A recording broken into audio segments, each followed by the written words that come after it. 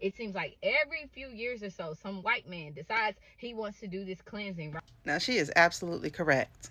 And we keep repeating the same thing over and over again because America, especially white America, has not learned that money does not equate to intelligence or leadership or the ability to actually manage an entire country. And this has literally happened on kind of like a major scale, like almost every 100 years so far, since the start of this country's independence. And that honestly begins with the era that led up to the Tangerine's favorite president, Andrew Jackson. And I'm beginning to think those two are actually like twins because he was an idiot as well, didn't understand finances, was really gung ho about deportation of the natives and or indigenous people, which of course led to their own demise from the Trail of Tears to the Indian Removal Act. He also wielded his presidential power as if he actually had it like that, and he didn't. Kind of like somebody we know, right? And because of his idiotic financial ways, there was an economic crash out. Fast forward almost 100 years, and now we're in the Gilded Age. And again, white men thinking there's no end to they're just so insatiable for profits and power that they did dumb junk, and next thing you know, we're in the Great Depression of 1929. But then they started to get some money back because, we go to war and stuff. And back then, war was good for them because it helped them make more money.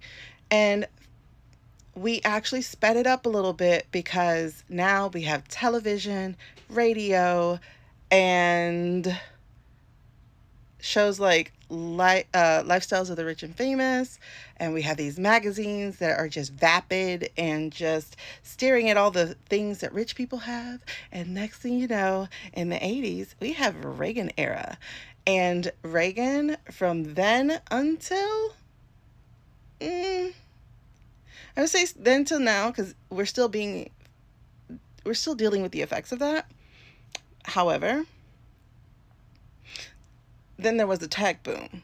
So we had a tech boom in the early 2000s, late 90s, and next thing you know, again, because of these these white guys and their sense of invincibility, because they tend to have no accountability whatsoever, we have a crash out in 2008. And that is actually before that, we had the tech bubble burst. But fast forward to 2008, Wall Street just went crazy and all the deregulation and all that stuff. And boom, boom, boom, crash, crash, crash. Whoa.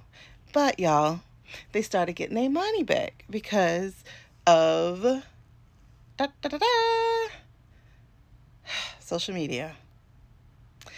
Social media comes in and just speeds up social media, not just social media, but oh my gosh, reality TV.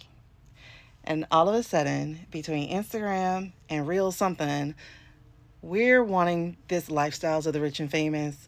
We're wanting cribs. We're wanting all of that stuff. And we're starting to equate, again, intelligence with money and all that goodness. But then you have these guys in the background who are making smartphones and who are making websites that suddenly become just an interwoven part of society. And now they feel like they're gods. And guess what we're about to do in March when this budget thing doesn't get handled because these guys are making policies for our budgets and whatnot?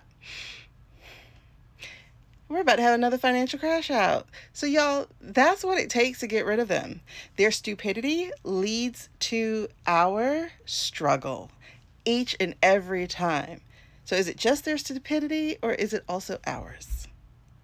And by ours, I'm not including myself in this. Okay? So, with Andrew Jackson, what ended up happening is a new party arrived and that person won presidency next, but he couldn't fix the shit. He couldn't fix what this guy did. And that's what actually happened.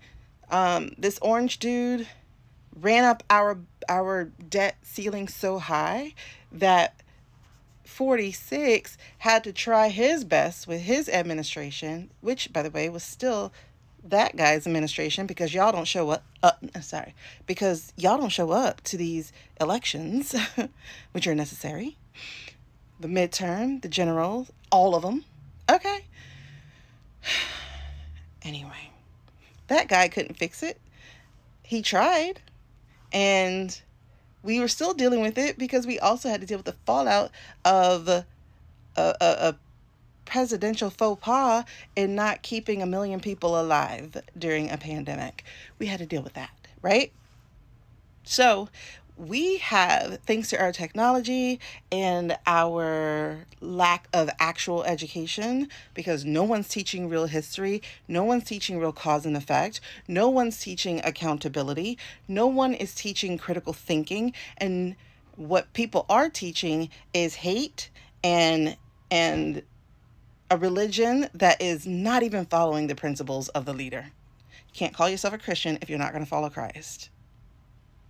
You just can't.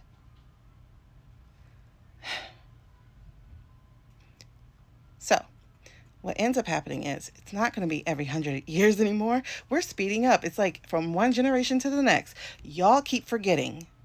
Y'all keep forgetting. Y'all keep forgetting how wrong these people have been for society. I hope you're learning now. We've got to get past the isms. Sexism, racism, other fear isms. You got to get past them because they're going to keep using them against you. Black people aren't the boogeyman. In case y'all haven't noticed, y'all are.